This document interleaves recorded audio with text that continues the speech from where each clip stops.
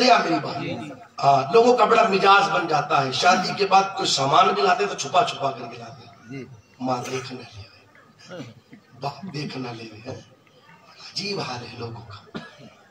میں سوچتا ہوں یا اللہ کیا ہو گیا لوگوں کو، اس قدر بدلے لوگ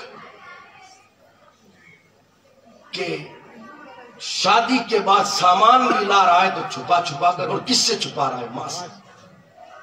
آپ نے دیکھا ہوگا، میں اپنے بچپن کی بات کروں گا، سب اس بات سے باخبر ہوں گے کہ جب ہم چھوٹے تھے اور محلے میں کسی کے یہاں شادی ہوتی تھی، لاڈو بھی بنا، چکی بھی بنی، گلاب جامن بھی بنا، کاجو کتلی بھی بنی، لوگ آئے کھا کر کے چلے گئے اور کچھ بچ گیا، اس بچے ہوئے کو لوگ اپنے رشتہ داروں کے ہاں تھوڑا تھوڑا کر کے بھیجتے تھے۔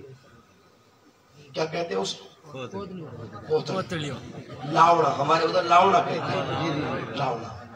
خیر سب کے گھر پر پہنچتا ہے، سنیے گا بات انشاءاللہ دل میں اترے گی، تو سب کے یہاں پہنچتا ہے۔ خیر پہنچا سب کے یہاں، ماں کے پاس پہنچا تو ماں نے لڈو بھی دے دیا کھانے کے لیے، چکی بھی دے دی، گلاب جامن اور کاجو کتلی چھپا کر کے رکھ دی۔ شوہر آیا، آ کر کے کہنے لگا میری بیوی بھئی وہاں سے جو لاؤن آیا اس پہ صرف لاڈو چکی تو نہیں آیا، گلاب جامن اور کاجو کتلی بھی تو آیا، یہ تو تم نے دے دیا، وہ کہاں ہے؟ سچ بتانا۔ اس وقت ماں کہتی ہے جو مجھے دینا تھا وہ میں نے دے دیا، میرا بیٹا پڑھنے کے لیے اسکول گیا ہوا ہے، مدرسہ گیا ہوا ہے، ابھی 1 بجے یا 1:30 بجے اس کی چھٹی ہوگی، وہ دوڑ کر کے گھر آئے گا، کاجو کتلی اور گلاب جامن میں نے اپنے بیٹے کے لیے چھپا کر کے رکھا ہے، جب بیٹا آئے گا تو اسے دیا جائے گا۔ یار مجھے بتا، کل تک جو ماں ہمارے لیے سامان چھپا چھپا کر کے رکھتی تھی، آج جوان ہو گئے، شادی ہو گئی تو اسی ماں سے سامان چھپا چھپا کر کے لا رہے ہیں۔ استغفر اللہ، صدبار استغفر اللہ۔ ایسا نہیں ہونا چاہیے یارو، ماں باپ کو ہمارے کھانے پینے کی ضرورت نہیں ہے۔ آپ کبھی پوچھ کر کے دیکھیے گا، کوئی سامان لا کر ماں فلاں سامان لایا ہوں تو کھا لے، باپ میں فلاں سامان لایا ہوں تو کھا لے، ماں باپ یہ کہیں گے بیٹا ہم نے تو کھانا کھا لیا، ہمارا پیٹ بھرا ہوا ہے، جب تو کھا لے تیری بیوی اور تیرے بچے کو کھلا، اللہ تمہیں سلامت رکھے، اللہ تمہیں خوش رکھے۔ ماں کا پیٹ تو اسی وقت بھر جاتا ہے جب بیٹا ایک بار محبت سے پوچھتا ہے۔ ماں باپ کو کھانے پینے کی ضرورت نہیں ہوتی، ماں باپ کو تو اولاد کی محبتوں کی ضرورت ہوتی ہے، ان کا تو پیٹ ایک مرتبہ کہنے ہی کے اندر بھر جاتا ہے۔ ہماری ذمہ داری بنتی ہے شادی کے بعد ہو چاہے شادی سے پہلے ہو، ماں کو ماں سمجھا جائے، ماں کا ادب کیا جائے، ماں کے وقار کو نگاہوں کے سامنے رکھا جائے۔ خیر تو عرض یہ کر رہا تھا، سب کا مرتبہ اپنی جگہ، بیوی کا مقام اپنی جگہ ہے، ماں کا مقام اپنی جگہ ہے۔ سمجھ رہے ہیں آپ؟ سمجھ رہے ہیں؟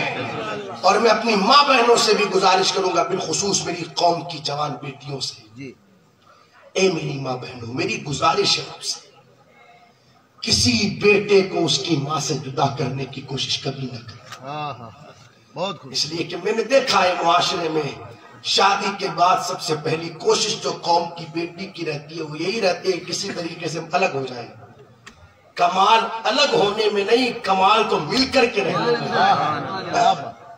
پھر الگ ہی ہونا ہے تو جنگل میں چلے جاؤ۔ سب سے پہلی کوشش یہی رہتی ہے کہ کیسے، اب اس کے لیے خوب جتن کیے جاتے ہیں، جھگڑے بھی ہوئے، فسادات بھی ہوئے، خوب معاملات ہوئے، کسی طریقے سے چاہے کرائے کا کمرہ لینا پڑے ہم الگ ہو جائے۔ ایک بات مجھے بتائیے گا، اگر کسی عورت کے 5 سال کا بچہ کوئی کڈنیپ کر کے لے جائے، اٹھا کر کے لے جائے، اس ماں کے دل پر کیا گزرے گی؟ دیکھا ہوگا نا کسی کا بچہ کھو جاتا ہے تو اس کی حالت کیا ہوتی ہے، نہ دن کو سکون نہ رات کو سکون۔ اخباروں میں خبر دی جائے، باضابطہ بسوں میں ٹرینوں میں پرچے چھپائے جائے، بچہ کھو گیا، ہر وقت ماں روئے، شوہر سے بار بار ایک ہی مطالبہ، میرا بچہ لا کر کے دو، میرا بچہ لا کر کے دو، ہوتا ہے نا۔ میں پوچھنا چاہتا ہوں اے ماں، تیرا 5 سال کا کوئی لے کر کے گیا، تیرا حال یہ ہے، اور تو اس ماں کا 25 سال کا 30 سال کا لے کر کے آ گئی، اس ماں کے کلیجے پر کیا گزرتی ہوگی؟ بڑے عجیب حالات 3 سال 5 سال گزر جاتے ہیں، ماں باپ انتظار کرتے رہتے ہیں کہ اولاد کب آئے گی آ کر کے ہم سے عید کا مصافحہ کرے گی، مگر اولاد سب سے ملے، سب سے مصافحہ، سب سے معانقہ، مگر نہ جائے تو اپنے ماں باپ کے پاس نہ جائے۔ سب کے پاس تمہیں سب کچھ مل سکتا ہے، مگر تمہارے مسائل کا حل اگر کہیں ملے گا تو ماں باپ کے قدموں میں ملے گا۔ اس لیے کہ میرے نبی نے فرمایا جس بندے کے ماں باپ اس سے راضی ہے، اس سے اللہ کا رسول بھی راضی ہے، اور جس سے اللہ کا رسول راضی ہے اس سے کائنات کو پیدا کرنے والا رب بھی راضی ہے۔ اس لیے اپنے ماں باپ کا خیال رکھتے رہیں۔ اور تم سے گزارش ہے میری، شوہروں کو ماں باپ سے دور کرنے کی کوشش نہ کریں۔ اور ایک چیز اور میں عرض کرتا چلوں، جب بات پر بات آ گئی، دیکھو غلطیاں دونوں طرف سے ہوتی ہیں۔ معاشرے کے اندر سب سے مشہور جو جھگڑا ہے اسے ساس بہو کا جھگڑا کہتے ہیں، اور یہ ہر گھر، ہر خاندان، ہر جگہ کا حال ہے۔ چھوٹی موٹی باتیں ہر گھر میں ہوتی رہتی ہیں، اس میں کچھ غلطیاں ساس کی طرف سے ہوتی ہے اور کچھ غلطیاں بہو کی طرف سے ہوتی ہے۔ کچھ نہیں کرنا، ساس کی ذمہ داری بنتی ہے کہ آنے والی بہو کو بہو نہ سمجھے، اپنی بیٹی سمجھے۔ کیا سمجھے؟ زور سے بولو۔ اور بہو کی ذمہ داری بنتی ہے کہ اپنی ساس کو ساس نہ سمجھے، اپنی ماں سمجھے۔ اگر یہ دونوں سمجھ لے، ساس بیٹی سمجھ لے، بہو ماں سمجھ لے، سارے جھگڑے ختم ہو جائیں۔ اس کی مثال آپ نے دیکھا ہوگا، اگر کسی بیٹی سے کوئی غلطی ہو جاتی ہے اور کوئی آ کر کے اس ماں سے کہے تیری بیٹی نے فلاں غلطی کر دی، تو ماں کیا کہتی ہے؟ تو جھوٹ بولتا ہے، میری بیٹی ایسا کر ہی نہیں سکتی۔ ارے کیا ہے تمہاری بیٹی نے؟ ارے نہیں، تو جھوٹ بولتا ہے، میری بیٹی ایسا کر ہی نہیں سکتی۔ اب جب ثابت کر دیا گیا تمہاری بیٹی نے ایسا کیا ہے تو پھر کہتے چلو ٹھیک ہے، بچی ہے، غلطی ہو گئی، آئندہ نہیں کرے۔ یہی تو ہوتا ہے۔ اگر کبھی کبھار بہو سے کوئی غلطی ہو جائے، بچی ہے، پھر غلطی ہو گئی، بچی ہے، آئندہ نہیں ہوگی، ابھی نئی آئی ہے، آئندہ نہیں ہوگی۔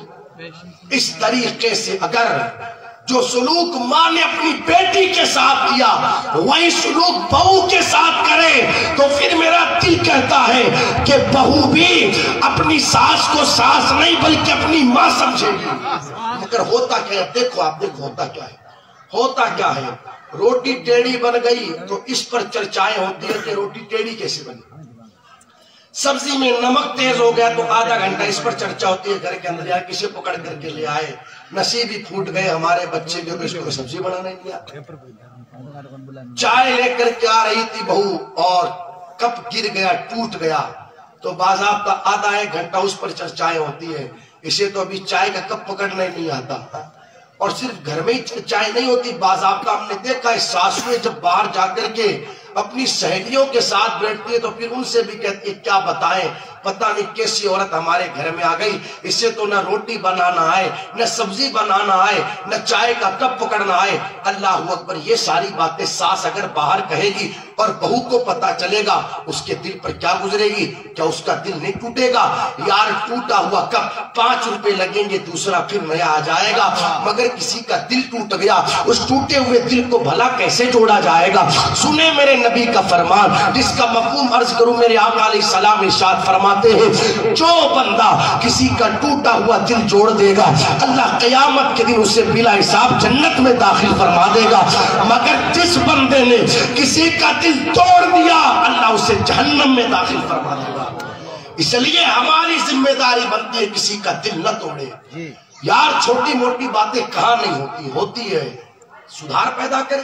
بہو سے سبزی نہیں بن رہی، روٹی نہیں بن رہی تو اس کا حل یہ تھوڑی ہے کہ چرچائیں ہو گھر میں بیٹھ کر، ساس یہ کہے بیٹی پریشان نہ ہو، میں روٹی بناتی ہوں، ایک ہفتہ تو میرے ساتھ کچن میں رہے، دیکھ مجھے روٹی کیسے بنتی ہے، ایک ہفتہ تو میرے ساتھ کچن میں رہے، میں سالن بناتی ہوں، دیکھ سالن کیسے بنتا ہے۔ اگر اس طریقے سے ٹرین کرے گی ایک ساس اپنی بہو کو، ایمانداری سے مجھے بتانا کیا بہو کے دل میں ساس کی محبت نہیں آئے گی؟ اور بہو کی بھی ذمہ داری بنتی ہے کہ اپنی ساس کو اپنی ماں سمجھے۔ اگر ماں کسی بیٹی کو ڈانٹ دے کبھی کبھار تو کیا بیٹی اپنی ماں کا گھر چھوڑ کے چلی جاتی ہے؟ بولو نا یار۔ تو پھر کیا وجہ ہے کہ ساس اگر کبھی کبھار ڈانٹ دے کسی بات پر بہو کو تو پھر بہو مائکے جا کر کے بیٹھ جاتی ہے اور 3 مہینے 6 مہینے مائکے بیٹھی رہتی ہے۔ پھر باضابطہ بیچارے سسر کو بھی جانا پڑے منانے کے لیے، شوہر کو بھی جانا پڑے، ساس کو بھی جانا پڑے۔ یہ کون سا طریقہ؟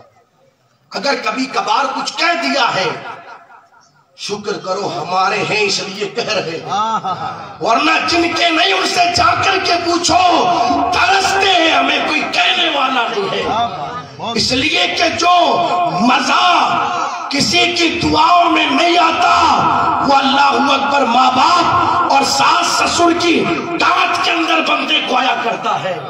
ہمارے ہیں تو ہمیں کہہ رہے ہیں نا، جن کے نہیں ہے ان سے جا کر کے پوچھو، روتے ہیں وہ راتوں کو۔ یہ کون سا طریقہ کہ ذرا سی بات ساس نے کہتی تو ناراض ہو کر کے بات کرنا ہی بند کر دیا جائے؟ یار جب بہو ساس سے بات نہیں کرے گی تو پھر کس سے بات کرے گی؟ عجیب حال ہے لوگوں کا۔ میری گزارش ہے قوم کی بیٹیوں سے اپنا مزاج بدلے، ہر اعتبار سے اپنی ساس کا خیال رکھے۔ اگر وہ بیمار رہتی ہے تو اس کی دوائی کا خیال رکھے، اس کے کھانے پینے کا خیال رکھے، اور شام کے وقت اپنی ساس سے کہے امی جان پورا دن ہو گیا، آپ نے بھی کئی سارے کام کیے، آپ کے ہاتھ بھی درد کرتے ہوں گے، پاؤں بھی درد کرتے ہوں گے، آپ اجازت دو تو ہاتھ بھی دبا دوں، پاؤں بھی دبا دوں، اجازت دو تو سر میں مالش بھی کر دوں۔ ایمانداری سے بتانا اگر یہ کردار اگر ساس بہو کے درمیان رہے گا تو پھر جھگڑے ہوں گے؟ جھگڑے نہیں ہوں گے، سارے جھگڑے ختم ہو جائیں گے، اللہ محبتیں پیدا فرما دے گا۔ ضرورت اس بات کی ہے ایک دوسرے کو سمجھے۔ میں نے دیکھا ہے معاشرے کے اندر جس گھر میں 2-3 بھائی ایک ساتھ رہتے ہیں نا تو وہاں عجیب عالمیہ ہے، تینوں چاروں شادی شدہ اور تینوں چاروں کے بچے۔ اب لڑائیاں دیکھو کیسے کیسے ہوتی ہے۔ اس کے بچے نے پانی گرا دیا، اس بات کو لے کر کے جھگڑا، پانی گرایا ارے کیسے گرایا۔ ایک بھائی ہے جو بکری رکھتا ہے گھر میں، اس کی بکری کھل کر کے اس کے گھر میں گھس گئی تو جھگڑا، اس کی نالی کا پانی ادھر سے نکل کر کے اس کے سامنے آ گیا تو جھگڑا، اس کا کچرا اڑ کر کے اس کے گھر کی طرف آ گیا تو جھگڑا۔ استغفر، تو مسلمان ہے یا کیا؟ یار پانی گر گیا صاف کر، بچہ تھا بچے نے گرا دیا، کبھی بڑے نے تو نہیں گرایا۔ جھگڑے ہیں یار، صبح میں نے برتن دھو دیے تھے، کیا شام کو بھی میں ہی دھوں گی؟ شام کو اس کو دھونا ہے۔ اب چاہے اس کا سر درد کرے، پیٹ درد کرے، ہاتھ درد کرے، ہوگی بیمار، مجھ سے تو برتن نہیں دھلے جاتے اس لیے کہ میں نے صبح دھو دیے تھے۔ میں نے تو شام کو کھانا بنا دیا، اب صبح کی ذمہ داری اس کی ہے تو صبح کھانا وہ بنائے گی، ہم سے تو کھانا نہیں بنتا۔ یہ کوئی بات ہے یار؟ یہ کوئی سوچ ہے، یہ کوئی سمجھ ہے؟ ارے انسان سوچے میں بڑا خوش نصیب ہوں کہ مجھے خدمت کا موقع مل رہا ہے۔ باضابطہ عورتیں میرے نبی کی بارگاہ میں حاضر ہوئی اور آ کر کے کہنے لگی یا رسول اللہ علیہ السلام، مرد تو آپ کے ساتھ میدان جہاد میں جاتے جنگ کرنے کے لیے، ہم عورتیں گھر پر رہتی ہیں، تو مردوں کو تو جنگ میں جانے کا ثواب ملتا ہے، ہمیں نہیں ملتا۔ میرے نبی نے ارشاد فرمایا عورتوں گھر پر رہو، گھر کا کام کرو، جو ثواب مجاہد کو اللہ میدان جنگ میں عطا فرماتا ہے وہ ثواب گھر کا کام کرنے پر اللہ تمہیں گھر پر عطا فرمائے گا۔ سمجھیں ان چیزوں کو، سمجھیں اور اپنا دل بڑا رکھے دل کا۔ کیا چلا جائے گا اگر کسی دن کسی نے صبح بھی کھانا بنا دیا شام کو بھی بنا دیا؟ کیا چلا جائے گا اگر کسی دن صبح نے کسی نے جھاڑو صبح بھی لگا دی شام کو بھی لگا دی، برتن کسی نے صبح میں بھی دھو دیا شام کو بھی دھو دیا؟ کیا چلا جائے گا؟ اپنا دل بڑا رکھے، محبت کے ساتھ رہے، نفرتیں ختم کرے، اپنے دلوں میں ایک دوسرے کے لیے جگہ بنائے۔ تو خیر عرض یہ کر رہا تھا کچھ ذمہ داریاں بیوی کی ہوتی ہیں اور کچھ ذمہ داریاں شوہر کی. شوہر کی ذمہ داریاں میں نے آپ کے سامنے رکھی. 2-4 ذمہ داریاں بیوی کی سن لیں پھر بات مکمل کرو. بیوی کی ذمہ داری بنتی ہے شوہر کسی بات کا حکم دے تو بیوی اس کے حکم پر عمل کرے. کیا کرے؟ زور سے بولو. حکم پر عمل کرے. اگر شوہر باہر کہیں چلا جائے کسی کام سے، شوہر کسی کام سے باہر کہیں چلا جائے تو بیوی کی ذمہ داری بنتی ہے شوہر کے گھر بار، اس کے مال، اس کے بچوں کی بھی حفاظت کرے اور اپنی عزت و آبرو کی بھی حفاظت کرے. اور تیسری چیز، بڑی بنیادی چیز، میرے نبی نے ارشاد فرمایا جب جب شوہر بیوی کی طرف دیکھے تو بیوی اپنے شوہر کو دیکھ کر کے مسکرائے. کیا کرے؟ مسکرائے. بولو نا یار. مسکرائے. یہ جملہ بڑا مختصر سا ہے مگر آپ دیکھیں سمندر سمیٹ کر کے رکھ دیے ہیں میرے نبی نے. سبحان اللہ. کیا فرمایا؟ جب جب شوہر بیوی کو دیکھے تو بیوی کیا کرے؟ مسکرائے. سچ بتائیے گا صبح شوہر کمانے کے لیے جائے ٹفن لے کر، شام کو گھر آئے اور اس کی بیوی اس کے آنے سے 10 یا 15 منٹ پہلے اپنے آپ کو تیار کر لے. اور یہ شریعت کا مسئلہ ہے، علماء گواہی دیں گے. عورت اگر بننا سنورنا چاہتی ہے، تیار ہونا چاہتی ہے تو صرف اور صرف اپنے شوہر کے لیے بن سنور سکتی ہے. شوہر کے علاوہ کسی اور کے لیے بننا سنورنا جائز نہیں ہے. مگر افسوس اسے شادی میں جانا ہو تو بن سنور کے جائے گی، بازار جانا ہو تو بن سنور کر کے جائے گی، کسی پارٹی میں جانا ہو تو بن سنور کے جائے گی. مگر جب بیچارے شوہر کے آنے کا وقت ہوتا ہے تو بال بکھرے ہوئے ہیں، کپڑے میلے کچیلے ہیں، یہ کیفیتیں رہتی ہے. حالانکہ شریعت کا حکم یہ ہے عورت اگر بننا سنورنا چاہتی ہے تو اپنے شوہر کے لیے بن سنور سکتی ہے. سمجھ لیں آپ؟ 10 یا 15 منٹ پہلے اپنے آپ کو تیار کر لے. اور جب شوہر گھر میں آئے تو بیوی اپنے کمرے کے دروازے پر، اس گھر کے دروازے پر نہیں، کمرے کے دروازے پر اپنے شوہر کا استقبال کرے. جیسے ہی شوہر آیا بڑھ کر کے سلام کرے، السلام علیکم. شوہر جواب دے، بیوی اسے بیٹھنے کے لیے کرسی دے، آپ بیٹھیے، سردی کا موسم ہے، ٹھنڈ لگ رہی ہے، میں نے آپ کے لیے پانی گرم کر دیا، آپ ہاتھ منہ دھو لیں. صبح گئے تھے آپ، شام ہو گئی، بھوک بھی لگ رہی ہوگی، آپ ایسا کریں کھانا گرم گرم ہے، آپ کے لیے میں دسترخوان لگا دیتی ہوں، آپ کھانا کھا لیں. کھانا کھانے کے بعد بیوی اپنے شوہر سے پوچھے آپ کی طبیعت کہے تو چائے بنا دو، اور اگر آپ کہو تو دودھ گرم کر دو. خیر لا کر کے اسے دودھ یا چائے پیش کر دی. خیر جب سونے کا وقت آیا تو بیوی اپنے شوہر سے کہے آپ ہمارے لیے کتنی محنت کرتے ہیں، سردی ہو گرمی ہو بارش ہو، ہر وقت آپ ہمارے لیے محنت کرتے رہتے ہیں، کبھی آپ کو اپنے آرام کا خیال نہیں آتا، کبھی آپ نے اپنے سکون کا خیال نہیں رکھا، کبھی آپ نے اپنی طبیعت کا خیال نہیں رکھا. جب بھی آپ کو خیال آئے تو ہمارا خیال آیا ہے، بچوں کا خیال آیا، میرا خیال آیا. آپ کا سر بھی درد کر رہا ہوگا، ہاتھ پاؤں درد کر رہے ہوں گے، اور درد نہ بھی کرے تو بیوی اپنے شوہر کے ہاتھ پاؤں دبا دے، سر میں مالش کر دے. ایمانداری سے مجھے بتائیے گا جتنے بھائی یہاں پر بیٹھے ہیں، اگر ایک بیوی کا یہ کردار شوہر کے ساتھ میں ہوگا، کیا میاں بیوی میں جھگڑے ہوں گے؟ کیا میاں بیوی میں اختلافات ہوں گے؟ کیا میاں بیوی میں تناؤ ہوگا؟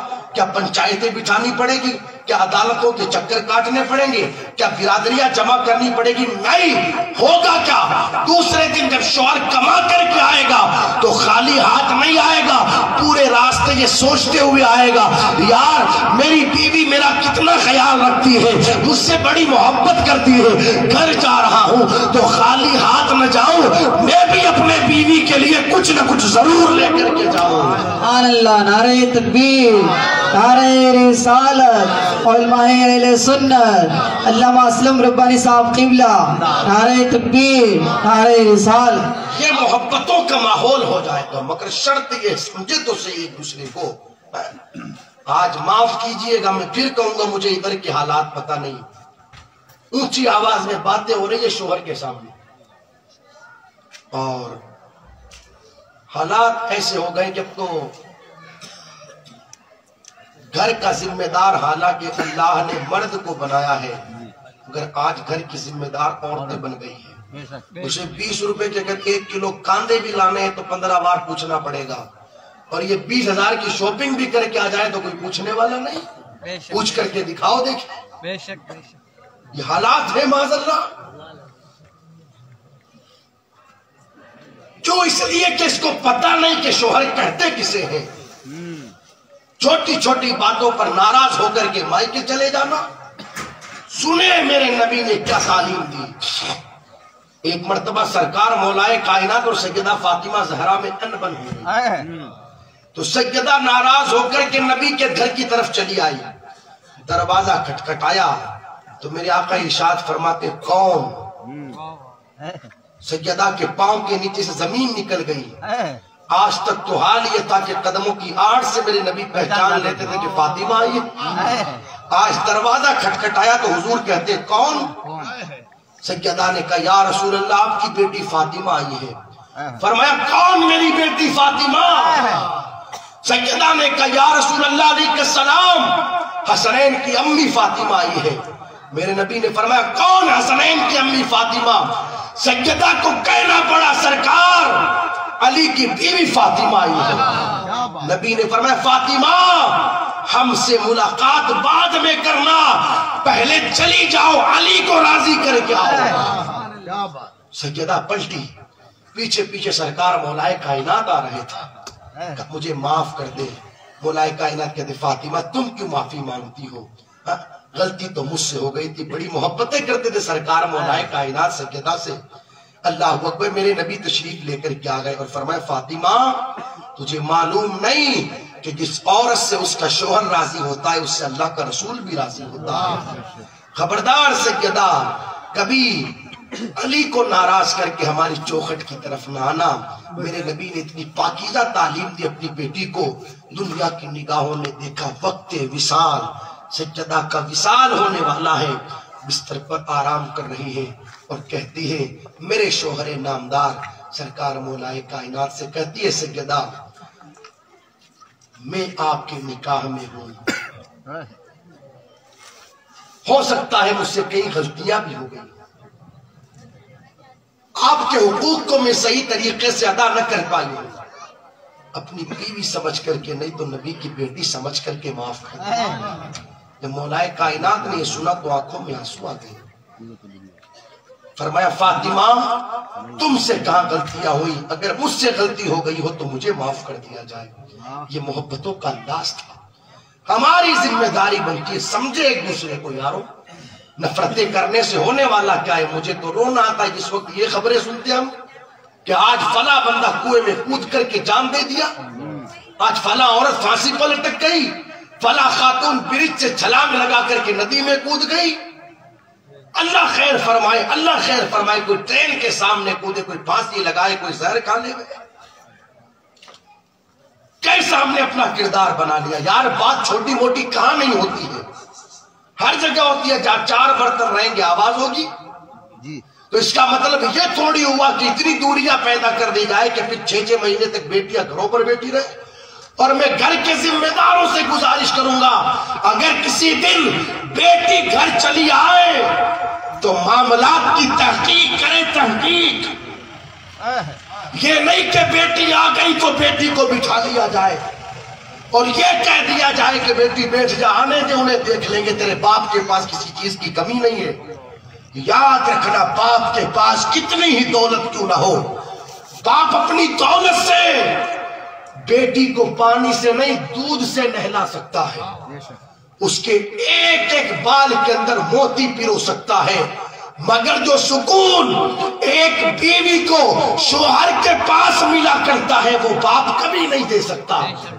اس لیے باپ کی ذمہ داری بنتی ہے کہ معاملات کی تحقیق کرے، چھوٹی موٹی باتوں پر رشتے توڑوا لینا، چھوٹی موٹی باتوں پر بیٹیوں کو گھروں پر روک لینا، یار جائے نا ہم جا کر کے بات کریں، معاملات کو سلجھائیں۔ یہ کون سا طریقہ ہوا کہ بیٹی ناراض ہو کر کے چلی آئی تو بٹھا لیا بیٹی کو گھر پر؟ سمجھے ان چیزوں کو سمجھے۔ اختتام پر ایک آخری بات اور سن لیں، میں آپ لوگوں سے پوچھوں سب سے بہتر نکاح کون سا ہے؟ یا آپ نے زندگی میں کئی شادیوں میں شرکت کی، آپ نے بہتر شادی کون سی دیکھی؟ ہر بندہ اپنے اپنے حساب سے بتائے گا، یار فلاں جگہ گئے تھے بڑی شاندار شادی تھی، خوب روپیہ خرچ کیا اس نے، بارات کا استقبال کیا تھا ہیلی کاپٹر سے پھول برسا کر، بڑی شاندار شادی تھی، باراتیوں کو چاندی کا سکہ دیا۔ لوگ ایسی شادیوں کو شاندار، مگر آؤ حضور سے پوچھیں صلی اللہ علیہ وسلم، یا رسول اللہ آپ بتائیں سب سے بہتر شادی کون سی ہے، سب سے بہتر نکاح کون سا ہے؟ حضرت عائشہ صدیقہ رضی اللہ تعالیٰ عنہ بیان فرماتی ہے، حضور علیہ السلام نے ارشاد فرمایا سب سے بہتر نکاح وہ ہے جس میں خرچہ کم سے کم کیا جائے۔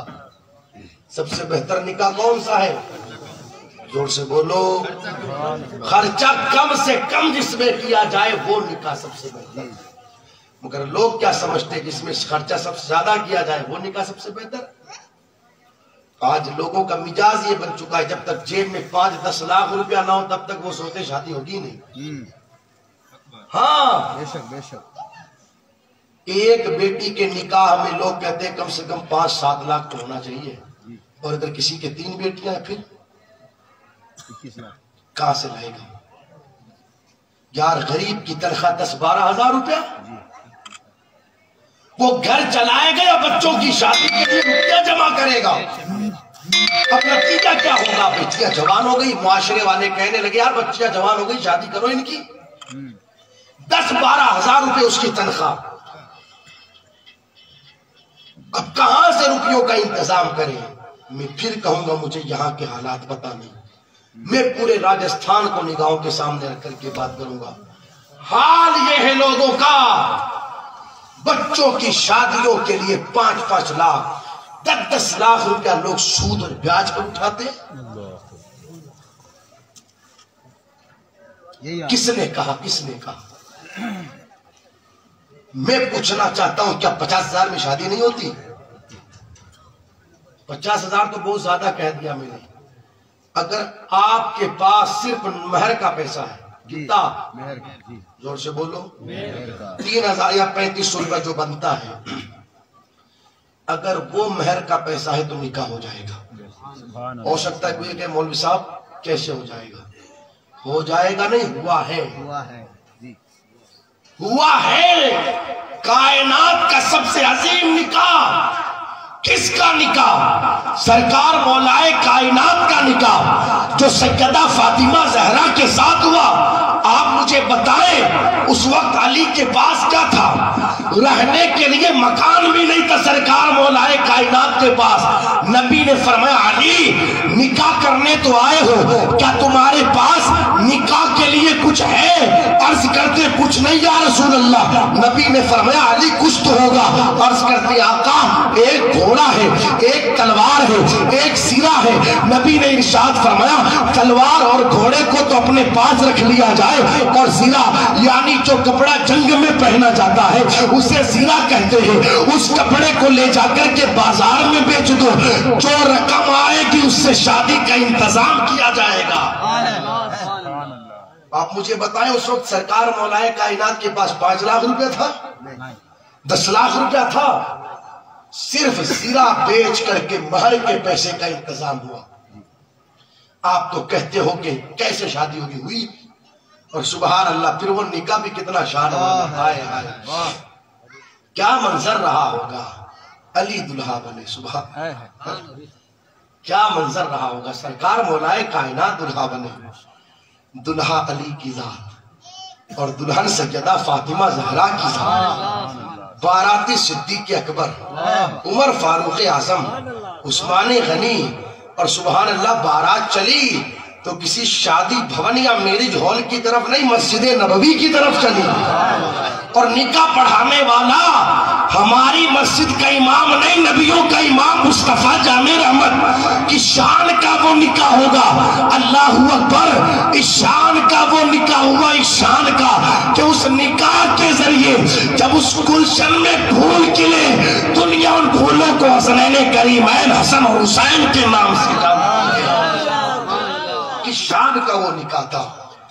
علی دلہا بنے، سیدہ فاطمہ زہرا دلہن بنی، اور اللہ اکبر فوراً رخصتی نہیں ہوئی، کچھ وقت گزرنے کے بعد رخصتی ہوئی۔ سبحان اللہ، رخصتی بھی کیا شان والی۔ آج تو مسلمانوں کا حال یہ کہ رخصتیاں ہوتی ہیں، ہم نے دیکھا 10-15 ہزار کے لوگ پٹاخے اڑا دیتے ہیں رخصتیوں میں، بارات لے جاتے ہیں۔ وقت مشورہ دے کر کے جاؤں، جب بارات جائے نا تو دلہا پورے راستے میرے نبی پر درود پڑھتا رہے، پڑھتا رہے۔ ہاں، جب میں کہتا ہوں نا کہ پورے راستے درود پڑھتا رہے تو کئی لوگ خاموش ہو جاتے ہیں، سوچتے ہیں مول صاحب کیا بات کہہ رہے ہیں۔ دلہا شادی کے دن بھی درود پڑھتا ہوا جائے؟ سچ بتانا دوستو، کیا ہماری خوشیوں کا اللہ رسول سے کوئی تعلق نہیں؟ خوشی دی کس نے؟ خوشی کس کے صدقے میں ملی ہے؟ یار تو نے سب کو یاد رکھا، اللہ رسول کو یاد نہیں رکھا۔ پورے راستے دلہا نبی پر درود پڑھتے ہوئے جائے، اور جب رخصتی ہو تو دلہن من ہی من میں، زور سے نہیں، من ہی من میں، اس لیے کہ عورت کی آواز کا بھی پردہ ہے۔